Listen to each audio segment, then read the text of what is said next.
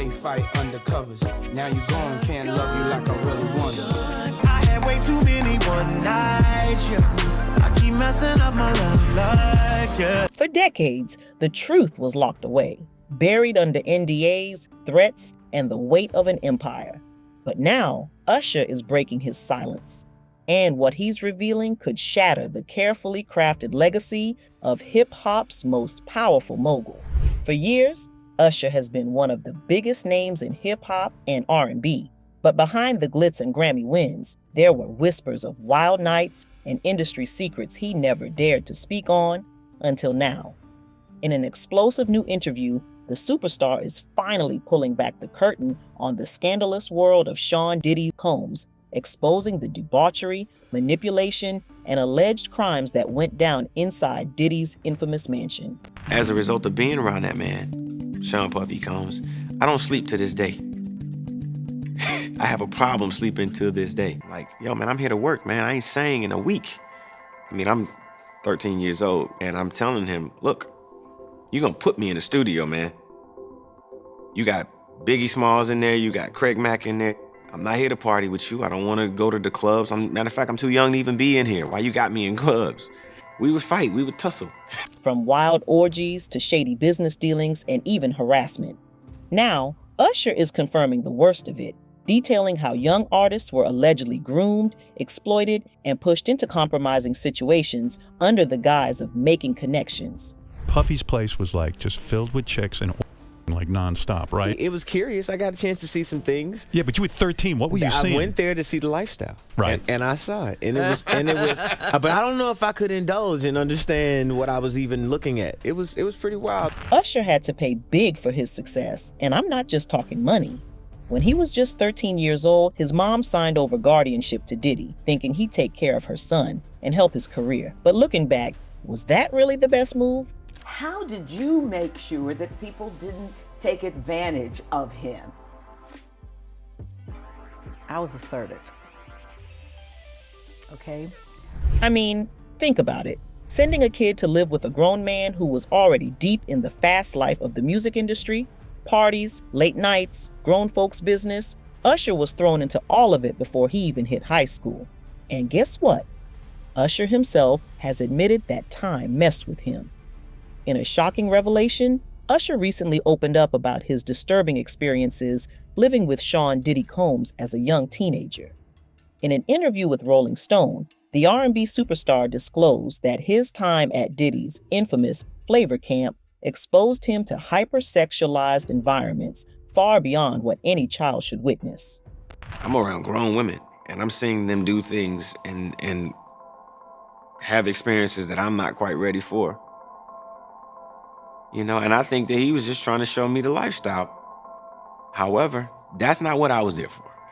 Living with Puffy taught me everything I know about sex, but not in the way people think, Usher admitted.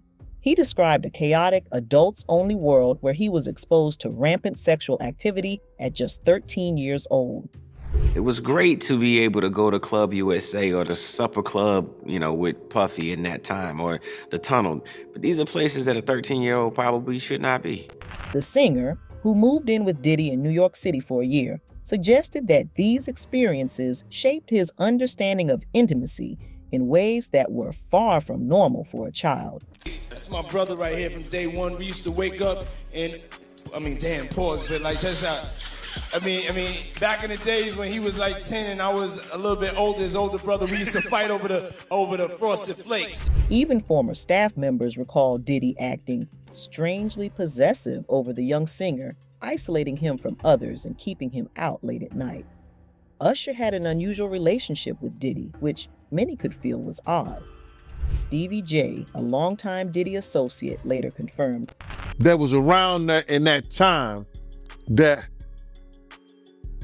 Puff and Usher did have a situation. And that situation led Usher to the hospital. Now I'll let Usher explain that to y'all. Remember those creepy whispers about Diddy allegedly putting hands on Usher back in the day? The ones where people claimed a young artist got hurt so bad at Diddy's house that he needed hospital treatment. Well, strap in, because multiple sources have now confirmed that the mysterious kid in those rumors was Usher the whole time. You know, Puff sent this little kid to the hospital. How he sent him to the hospital? Man, Nick was bleeding from the butt. And that's what was said. Who knew that Usher's trauma would drag him into legal court?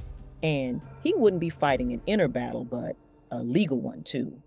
In 2012, court documents were leaked revealing that Usher had paid substantial settlements, totaling over $1.1 million to resolve undisclosed legal claims.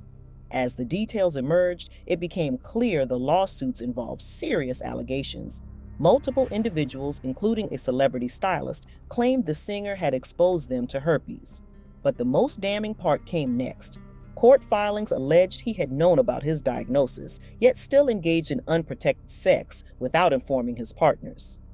The settlements prevented a public trial, but the documents left no doubt about the disturbing nature of the accusations. This wasn't an accident, but a repeated conscious choice. Sources close to Usher have hinted for years that he didn't just randomly contract herpes. They claim it traces back to his traumatic teenage years under Diddy's guardianship. Fast forward to adulthood. Suddenly, a sexually transmitted infection becomes part of his legal battles. Crazy, right? And now, with Diddy's empire crumbling, don't be surprised if more ugly truths start connecting the dots. So, yeah, Usher became a legend, but at what cost? If that makes you wonder how many other young stars went through the same thing and just stayed quiet. But this was bigger than Usher. The machine kept turning, and Justin Bieber, young and vulnerable, was next in line. Years later, Justin opened up about his trauma, saying, "I just want to protect young artists from what I went through." It was hard for me being that young and being in the industry and not knowing where to turn, and everyone, telling me they love me and, just turn their back on you in a second. So yeah, it's hard. But what happened to Justin that he poured out his emotions in an interview? Justin Bieber was teetering on the edge.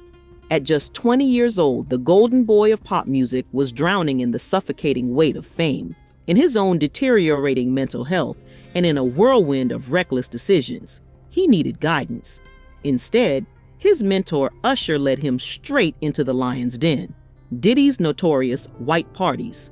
What really happened behind those closed doors? Justin's lips remain sealed to this day, but the transformation was immediate and chilling. Those who knew him best barely recognized the hollow-eyed young man who emerged. The damage was undeniable, but was he abused?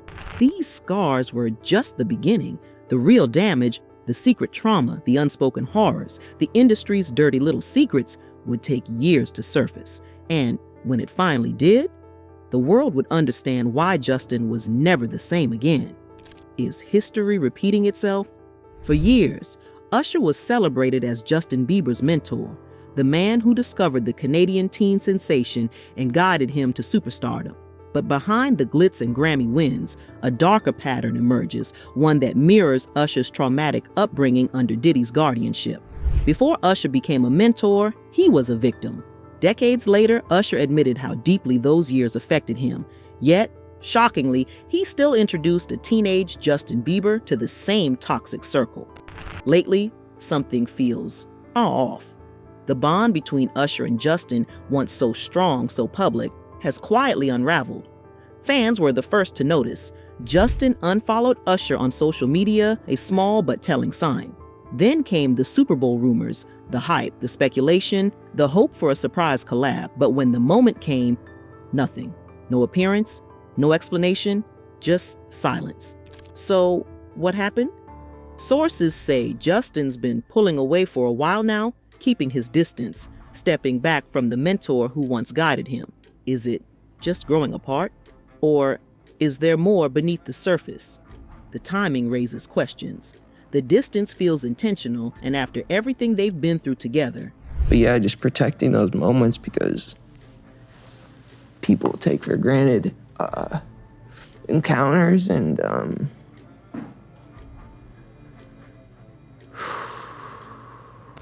But why? Some believe Justin finally recognized the cycle of exploitation, how Usher, despite his suffering, still exposed him to the same dangers. With lawsuits mounting against Diddy and stars like Usher and Justin speaking out, the music industry's darkest secrets may finally be exposed. If Usher knew how dangerous that world was, if he went through it himself, then why would he bring Justin into the same situation? So, who's to blame? Diddy, Usher, or the machine behind them all? Let us know in the comments below.